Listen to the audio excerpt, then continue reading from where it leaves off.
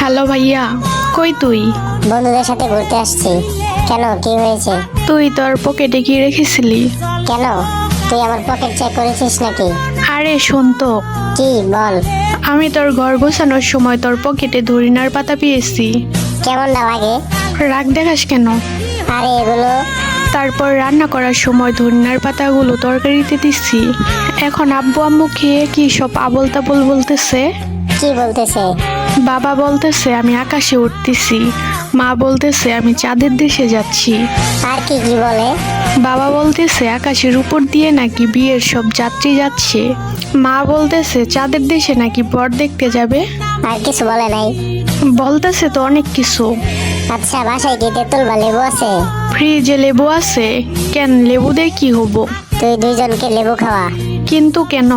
বেশি কথা বলিস না, যা বলতেছি তাই কর। আমি বাসায় আসতেছি। আচ্ছা ঠিক আছে, তাড়াতাড়ি আয়।